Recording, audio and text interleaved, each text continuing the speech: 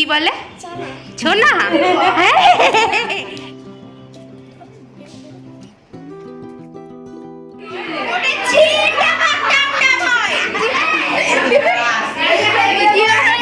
दोनों बार्गेनिंग করছিল বলছে খুব দাম নিয়ে নিচ্ছে নিতে না। হে ভগবান। হ্যালো সবাইকে and welcome to explore with Preeti. তো দিনটা ছিল 5ই সেপ্টেম্বর, বৃহস্পতিবার, টিচার্স ডের দিন। ভিডিওটা দিতে এত লেট হওয়ার কারণ টিচার্স ডে রাত্রির থেকেই আমার এত শরীর খারাপ ছিল, প্রায় 10 থেকে 12 দিন আমি বিছানা থেকে উঠতে পারিনি। তো ফাইনালি আজকে আমি এই ভিডিওটা আপলোড করলাম। আর এই যে সকাল সকাল ঘুম থেকে উঠে আমার প্রথমেই একটাই কাজ থাকে যে আমাদের বাড়ির এই বলদটা কি করছে। তোমরা যারা আমার বাড়ির আশেপাশে থাকো এবং একে 4 থেকে 4.5 বছর ধরে দেখছো, তাদের একটাই প্রশ্ন থাকে যে হ্যাঁ এ কি সারাদিন ছাড়া থাকে? আসলেই তাই, ও সারা দিন ছাড়া থাকে, সারা রাত্রিরেও ছাড়া থাকে, শুধুমাত্র শীতকালে ওকে একটুখানি আটকে রাখা হয়।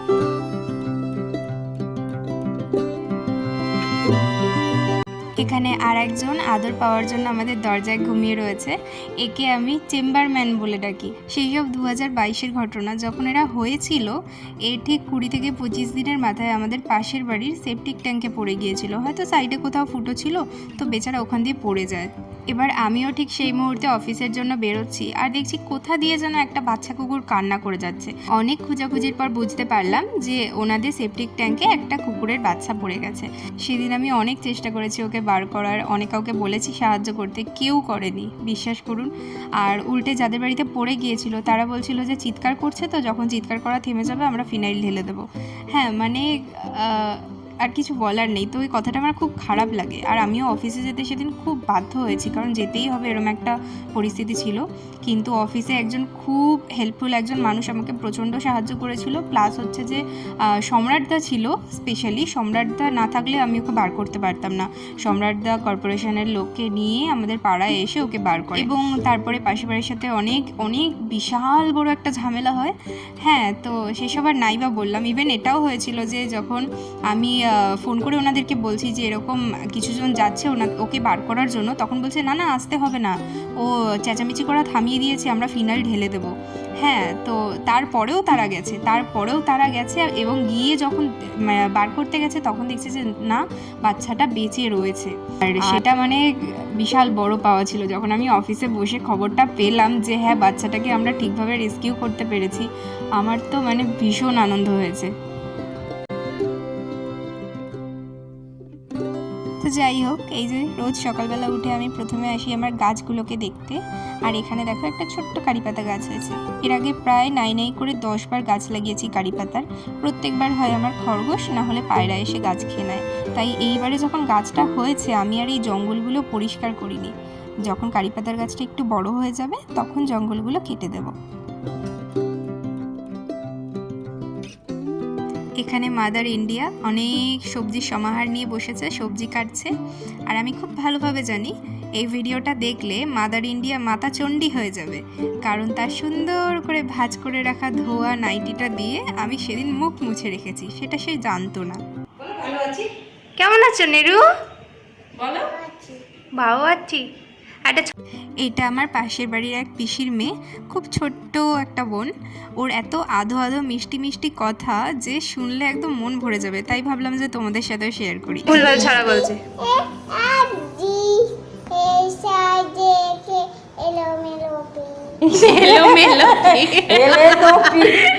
ঈগল পাখি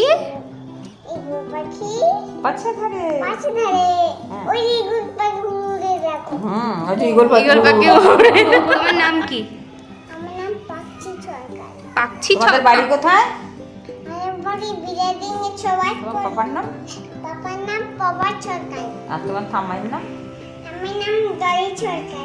মায়ের নাম? আমি কে? এটা কি হয় তোমার? এটা না না দাঁড়াও না, আমার নাম কি? আমাকে কি বলে? ছোনা।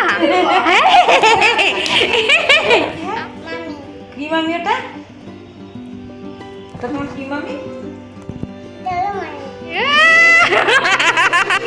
বাচ্চাদের মুখে যখন নতুন বুলি ফোটে তখনের এই আধো আধো কথাগুলো বেশ মিষ্টি লাগে। ওরা নিচে গল্প করছে আর আমি ততক্ষণ উপরে আসলাম একটু ঘাস আনতে। এখানে দেখুন আকাশটা কি মেঘ করেছে, একদিকে যেরকম পরিষ্কার আর একদিকে মেঘ। ছাদের প্রত্যেকটা টবেই বেশ অনেকটা ঘাস হয়ে রয়েছে। এখান থেকে কিছুটা ঘাস নিয়ে নিচে চলে যাব।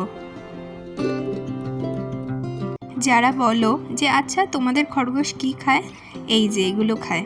কিছুটা ঘাস দিলাম, কিছুটা দিলাম কলমি শাক, আর এখানে মা যত ধরনের সবজি কেটে রেখেছে সেই প্রত্যেক কটা সবজির একটা একটা করে টুকরো দিলাম। ওকে যে প্রত্যেক দিন সবজির টুকরো দিতে হবে তার কোনো মানে নেই, বা এমনও না যে দিদি প্রত্যেক দিন এত সবজি কোথায় পাবো। প্রত্যেক দিন তোমাদের বাড়িতে যেটুকু সবজি রান্না হয়, যেমন ধরো কোনো দিন লাউয়ের ডাল হলো, লাউ কাটলে ওখান থেকে 2 টুকরো রেখে দিলে। কোনো দিন ধরো মাংস হচ্ছে, তাহলে আলু তো নিশ্চয়ই কাটবে, সেখান থেকে 1 টুকরো আলু রেখে দিলে। আর যেহেতু আমাদের বাড়িতে মাছ মাংস খুব একটা হয় না, তো বেশিরভাগ দিন আমাদের বাড়িতে সবজি রান্নাই হয়। তাই যে যে সবজিগুলো মা কাটে রান্না করার জন্য, সেখান থেকে সব কটা 1 টুকরো 1 টুকরো করে তুলে নিলে মোটামুটি ওর খাওয়ার জন্য হয়ে যায়।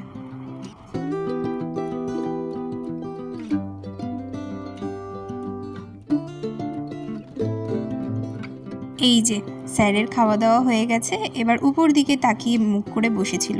মানে হচ্ছে যে ওর এখন বাথরুম পেয়েছে। তোমরা যারা বলো যে আচ্ছা ও তো সারাদিন ছাড়া থাকে, তার মানে নিশ্চয়ই চারিদিকে বাথরুম করে বেড়ায়, না, ওরকম কোনো ব্যাপার নেই। ওর যখনই বাথরুম পায় ওকে আমি এই জিনিসটা শিখিয়েছি।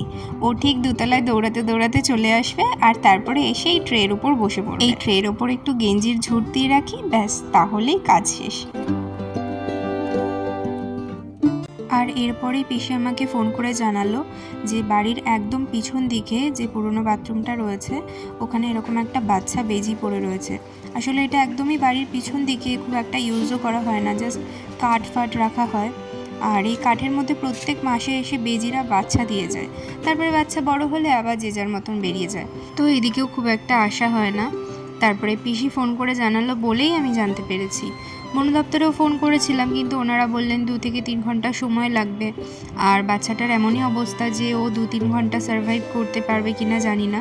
তাই একটা ছোট্ট চেষ্টাই করলাম, পাশের বাড়ির এক ভাইকে রাজি করিয়ে আমরা দুজনে ডাইরেক্ট ফরেস্ট ডিপার্টমেন্টের অফিসে চলে যাই। তোমাদেরকেও অ্যাড্রেসটা দিয়ে রাখি, তোমাদের সুবিধা হতে পারে কখনো। শানপুরের যে চৌমাথা মোড় রয়েছে, সেখানে যে সিগন্যালটা রয়েছে, একদম সিগন্যালের পাশেই এই অফিসটা। শানপুর চৌমাথা মোড়ের সিগন্যালের কাছে গিয়ে যে কোনো কাউকে জিজ্ঞাসা করলেই ওনারা তোমাদেরকে এই বিল্ডিংটা দেখিয়ে দেবে।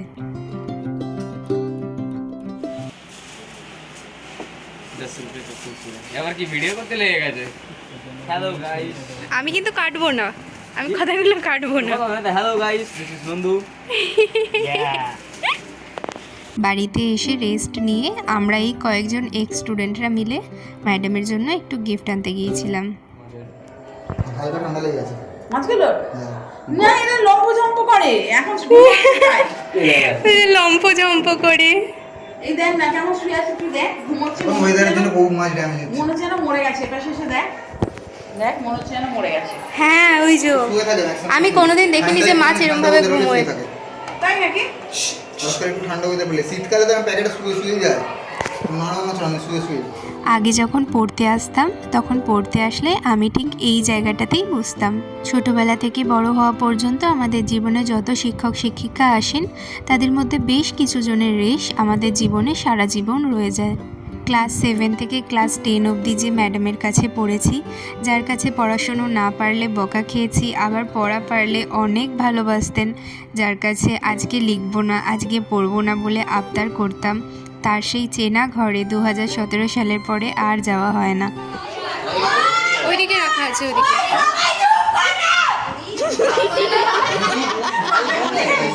ছোট ছোট বোনেরা খুব সুন্দরভাবে সব কিছু আয়োজন করেছিল। এখানে এই কেকটাকে দেখুন কি সুন্দর বইয়ের মতো দেখতে লাগছে, আর তার সাথে ছিল রেড ভেলভেট কেক। এই যেন এক পুরাতনের সাথে নতুনের মেলবন্ধন। বর্তমানের যত ছোট ছোট ভাই বোনেরা এখানে পড়ছে, সবাই কতটা উৎসাহ নিয়ে আনন্দ করে আজকের দিনটাকে পালন করছে, কত সুন্দরভাবে সব গুছিয়ে নিয়েছে। আমরাও এই দিনটা কত আনন্দ করতাম, ওদের মধ্যে দিয়েই আমরা যেন নিজেদের পুরনো দিনগুলোকে ফিরে পেলাম। ধরবে না, রোদে দিতে পারতিস। মশলাই তো নেই ভেতরে, একদম ভেতরে ধুপে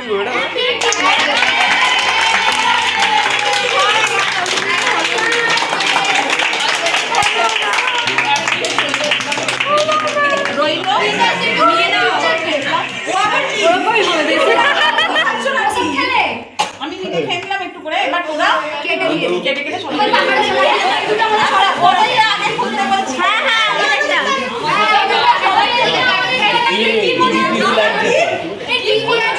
টিভি টিভি টিভি বাজা বাজা বাজা বাজা বাজা না না হোম থিয়েটার হয়তো ও যা টিভি মাঝ না না টেবিল ল্যাম্প এটা টেবিল ল্যাম্প টেবিল ল্যাম্প ম্যাডামের কোন চকলেট ভালো লাগবে, কোন কেকটা হলে ভালো লাগবে, কেকের ফ্লেভার কি হবে, আচ্ছা গিফটে কি দেওয়া যাবে, গিফটটা পছন্দ হবে কি না, এইসব নিয়ে আমাদের ছোটোবেলার টাইমগুলো কতটা আনন্দের সাথে কেটেছে। আর সেই আনন্দগুলোই করতে দেখছি আজকে আমাদের এই ছোট ছোট ভাই বোনেদের, যে গিফট না খুলে ম্যাডামকে বলতে হবে যে ওখানে কি গিফট রয়েছে। আসলে এই গিফট আনবক্সিং ব্যাপারটা আমাদের ভীষণ আনন্দ হয়। তোমরাও দেখতে থাকো ম্যাডামকে ঠিক কী কী গিফট দেওয়া হয়েছে। কি সুন্দর লাগছে। খুলতে হবে খোল না খোল এটা এটা মনে হচ্ছে আমার যত সময় বাইরে থেকে দেখছো এটা আমরা রবীন্দ্রনাথ রবীন্দ্রনাথ রবীন্দ্রনাথ এক্সপোজ করা ভালো না। কি হয়েছে ওপেনিং হচ্ছে তো কেন এরকম কেন আমি জানলাম কি করে ওরাও তো আসামি আছে কেউ বলেছে সাবড়া খাবে না চুপ কর রবীন্দ্রনাথ রবীন্দ্রনাথ আরে সত্যি না চুপ করে যাও সবকটা খুলে আসলে এই গিফটটা ভীষণ সুন্দর হয়েছে। রবীন্দ্রনাথের গানের লাইন দিয়ে রবীন্দ্রনাথকে ড্রয়িং করা রয়েছে, অসাধারণ হয়েছে গিফটটা। এটা পুরো লাইট জ্বলবে বল মতো আছে ছোট কিছু আছে দিয়ালে যা এই গিফটটাও ভীষণ সুন্দর হয়েছিল, একটা ছোট্ট গণেশের শোপিস।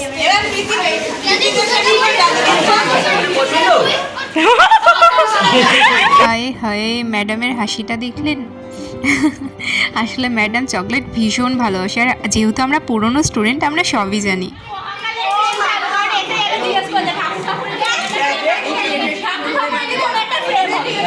আর যদি ফ্রেম না থাকে যদি ফ্রেম মতো থাকে তারপরে লেখা আছে আমরা কি এটা দেখেছি না কি বললাম কি বললাম না দেখেছি না না আন্টি বলে সবাই জানো এটা ভাই বসাই তোমরা সবারই ও কি কি অনেক লেখা আছে দোনো বার্গেনিং করছিল, বলছে খুব দাম নিয়ে নিচ্ছেন হবে না। হে ভগবান বার্গেনিং করে দোকানদার দেবে না।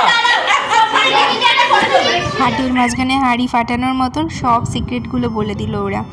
যাই হোক, এরপরে এই যে আমি, আমার পাশে শুভম, সেলফি যে তুলছে সে রাজ, আর পিছনে ব্ল্যাক ড্রেস পরা নন্দু, আমরা এই চারজনই এক্স স্টুডেন্টরা গিয়েছিলাম একটু ম্যাডামের সাথে ছবি টবি তুলে এবার খাওয়া দাওয়ার পালা। প্রত্যেকের সাথে কথা বলে ভীষণ ভালো লাগলো। একে একে হাতে হাতে সার্ভ করে নিলাম খাবারগুলো, কেক, সিঙ্গারা, কাটলেট, মিষ্টি, থামস আপ, আরও কত কি, খাবারের যেন আর শেষই নেই।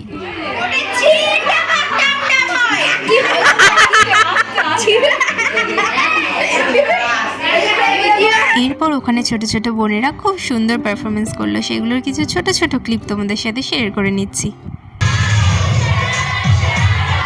গান দিতে পারলে তো খুবই ভালো হতো, কিন্তু কপিরাইট চলে আসবে, সে কারণে আমি আর গানটা দিতে পারছি না। এখানে ওদের নাচ দেখো, খালি নাচ দেখলেই তোমরা বুঝতে পারবে যে সেখানে তখন কি অবস্থা হচ্ছিল।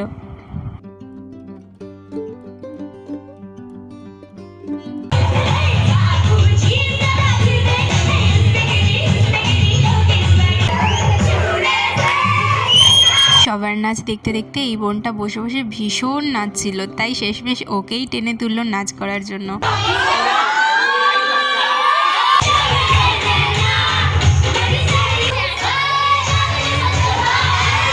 জানি এখন অনেকেই খারাপ মন্তব্য করতে আসবে যে একটা টিচার্স ডের জায়গায় তোমরা কেন এরকম গানে নাচ করছো বা এই গান চুজ করার ধরনগুলো ভালো লাগবে না অনেকের জানি, কিন্তু তাদেরকে আমি একটাই কথা বলতে চাইবো যে দেখো, যখন আমাদের ঠাকুমা দাদুরা ছিল তখনকার সময় আলাদা ছিল, আবার যখন আমার বাবা মায়েরা ছিল তখনকার সময় আলাদা ছিল। আমাদেরই সময় ধরো না, আমাদের সময় যখন ধরো ক্লাস 10-এ পড়তাম, আমাকে কখনো বাবা মা ফোন দেয়নি, কলেজে ওঠার পরে তারপরে দিয়েছে। আর প্লাস হচ্ছে যে ক্লাস 10-এর একটা মেয়ের যদি একটা ফেসবুক অ্যাকাউন্ট থাকতো মানে বিশাল বড় ব্যাপার, সে খুব বাজে একজন, মানে স্কুলে তো তাকে নিয়ে একদম চর্চা হয়ে যাবে, তার বাবা মাকে ডেকে কথা শোনানো হবে। আর এখনই দেখো না, ক্লাস 10 পাস করলেই সরকার থেকে টাকা দিয়ে দিচ্ছে যে নাও তোমরা মোবাইল কেনো, মানে এখন সময় পাল্টেছে। আর তাছাড়া এখানে বোনগুলো যথেষ্ট ভালোভাবে মানে নম্র ভদ্র পোশাক পরে রয়েছে, আর সেরকম কোনো ব্যাপার না, একদম নিজেদের মধ্যে একটা আনন্দ করা হচ্ছে। তো এটাকে নিয়ে খারাপভাবে মন্তব্য করার আমার মনে হয় না কোনো দরকার আছে। এটাকে ভালোভাবে দেখলে নিশ্চয়ই তোমাদেরও আনন্দ লাগবে। তো এই যে দিনের শেষ, খুব সুন্দরভাবে কাটালাম আজকের দিনটা। ম্যাডামের সাথে সবাই লাস্ট সেলফি তুলে নিচ্ছে, এরপরে প্রণাম করে আমরা প্রত্যেকে একে একে বাড়ির উদ্দেশ্যে রওনা দেব। আমার খুব ভালো লাগলো এই ছোট ছোট ভাই বোনেদের সাথে দেখা করে, কথা বলে মিশে খুব সুন্দরভাবে এনজয় করেছি আজকের দিনটা। আর আমার এই ব্লগটা দেখে তোমাদের কীরকম লাগলো, তোমরা টিচার্স ডেতে কী কী করতে অবশ্যই কমেন্ট করে জানিও। তো আজকের ভিডিওটা এখানেই, দেখাবে নেক্সট কোনো ভিডিওতে। ততদিন সবাই খুব ভালো থেকো, সাবধানে থেকো, আর দেখতে থেকো এক্সপ্লোর উইথ প্রীতি। রেডি? হ্যাঁ